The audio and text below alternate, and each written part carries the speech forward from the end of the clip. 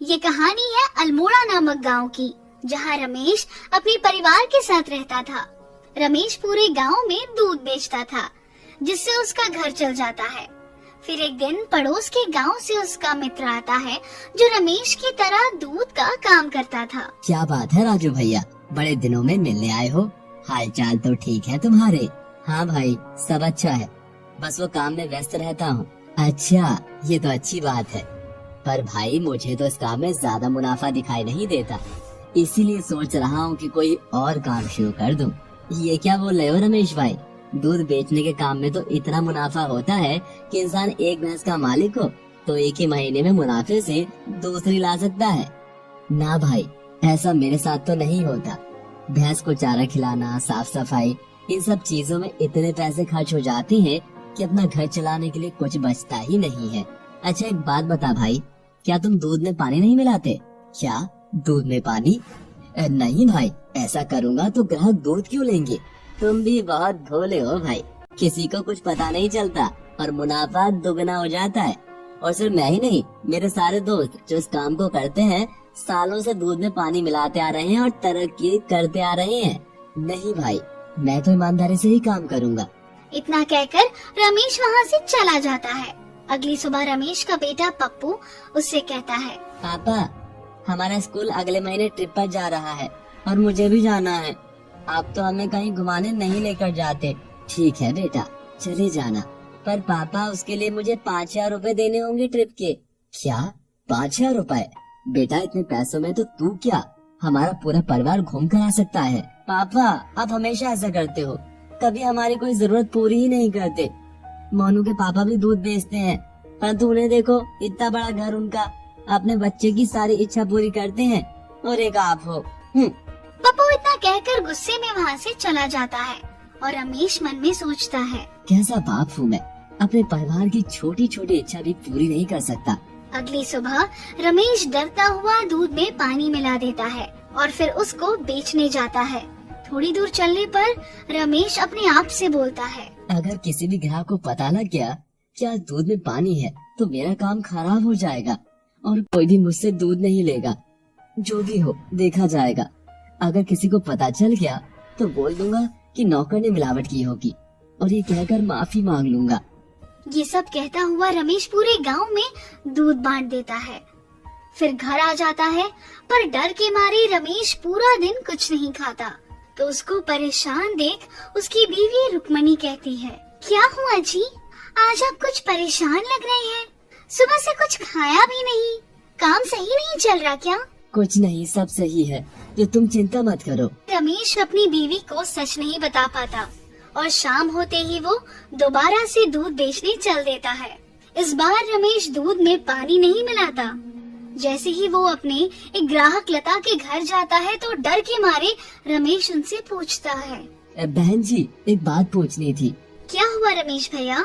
सुबह जो दूध आया था वो ठीक था ना, या रोज से कुछ अलग था? लता ये बात सुनकर हंसने लगती है। कैसी बात करते हो भैया, आप ही तो देकर गए थे और दूध तो रोज की तरह ही था, हमें तो कुछ अलग नहीं लगा।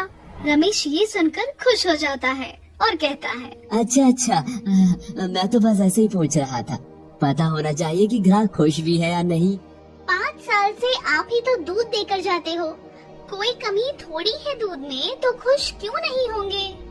रमेश इतना सुनकर और घरों में दूध बांट देता है, साथ ही सबसे पूछता भी है, पर उसे कहीं से भी कोई शिकायत नहीं मिलती।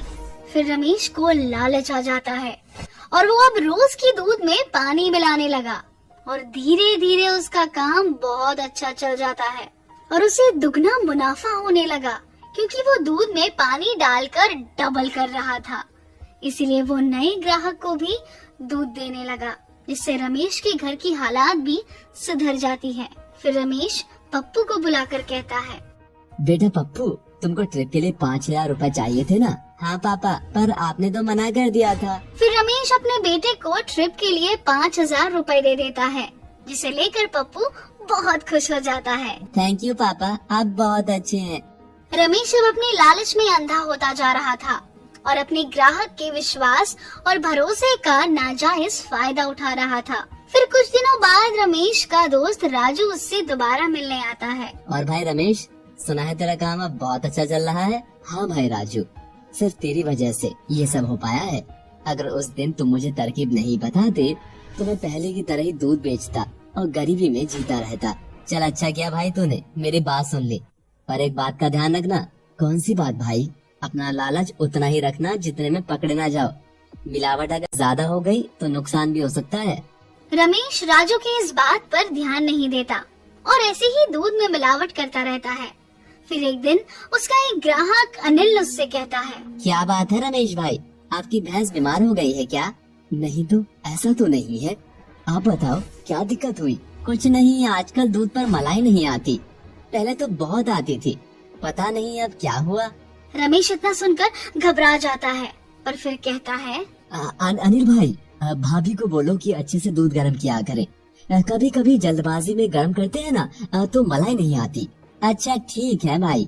फिर घर जाकर रमेश बहुत सोचता है पर उसे कुछ समझ नहीं आता कि वो पानी वाले दूध में उतनी ही मलाई कैसे ला सकता है। फिर वो अपने एक दोस्त से बात करता है जिससे उसे पता चलता है कि मार्केट में एक पाउडर मिलता है जिससे दूध में कितना भी पानी डाला जाए उस पर बहुत सारी मलाई आ जाती है। इतना सुनकर रमेश तुरंत वो पाउडर खरीद कर ले आता है और अब अपने दूध में और पानी मिलाना शुरू कर देता है और साथ ही वो पाउडर भी मिला देता है। और अब गांव में ही नहीं, आसपास के गांव में भी दूध बेचने लगा। सब ग्राहक खुश थे कि उन्हें बिना मिलावट वाला दूध मिल रहा है जिसमें और दूध वालों के मुकाबले ज्यादा मलाई आती थी। एक दिन रमेश रोज की तरह दूध में पानी मिला ही रहा होता है कि उसकी बीवी रुक्मणी आ जाती है। ये आप क्या कर रहे हो? दूध में पानी क्यों मिला रहे हो? ये तो धोखा हुआ हमारे ग्राहक के साथ। तुम चुप रहो, तुमको कुछ नहीं पता। जब से मैंने शुरू किया है, देखो हमारे घर के हालात देखो, बहुत सुधर गए हैं। और पहले हम कैसे एक एक रुपए के मोहताज थे। हम रूखी सूखी खा करके भी खुश थे, परंतु ये धोखा देकर क्या हमारा जमीर हमें कुछ नहीं कहेगा? चुपचाप तुम अंदर जाओ और मुझे मेरा काम करने दो। ज्यादा समझाने की जरूरत नहीं है मुझे। रमेश रुक्मणी को कमरे में भेज देता है और फिर दूध में पाउडर मिलाता है। पर आज और ज्यादा के लालच में वो मिलावट से ज्यादा पाउडर दूध में मिला देता है और मन में कहता है, ज्यादा मलाई आएगी तो ग्राहक खुश हो जाएगा और फिर दूध और लिया करेगा। रमेश दूध बेचकर घर ही आता है कि उसके पीछे पीछे ही कुछ गांव वाले भी आ जाते हैं जो गुस्से से रमेश को कहते हैं, रमेश तुमने दूध में ऐसा क्या मिलाया कि हमारे बच्चे उल्टी कर रहे हैं? उनकी हालत गंभीर है। रमेश और उसकी बीवी ये सुनकर डर जाते हैं कि तभी वो देखते हैं कि उनका बेटा पप्पू भी उल्टी कर रहा था। फिर वो तुरंत उसे भी अस्पताल लेकर जाता है जहां डॉक्टर उनके बेटे का इलाज करते हैं। उनके बेटे की हालत बहुत गंभीर होती है। तभी आईसीयू के बाहर खड़ी रमेश की बीवी उसे कहती है, ये सब आपके कारण हुआ है। आपके लालच की वजह से देखो आज हमारा बेटा जिंदगी और मौत के बीच लटका है। अगर हमारे बच्चे या गांव के किसी भी बच्चे को कुछ भी हुआ तो मुझसे बुरा कोई नहीं होगा। रुक्मणी, मैंने सब तुम लोगों के लिए तो किया था, मुझे क्या पता था ऐसा हो जाएगा। इतना कहकर रमेश वहाँ से चला जाता है और अपने धोखे से कमाए हुए सारे पैसे वो गांव के बच्चों के इलाज के लिए दे देता है। फिर वो भगवान से प्रार्थना करता है, भगवान जी मुझे माफ कर दो, मेरे किए की सजा इन बच्चों को मत देना। आज के बाद मैं कभी लालच नहीं करूँगा। फिर सब बच्चे ठीक हो जाते हैं, साथ ही पप्पू भी सही हो जाता है।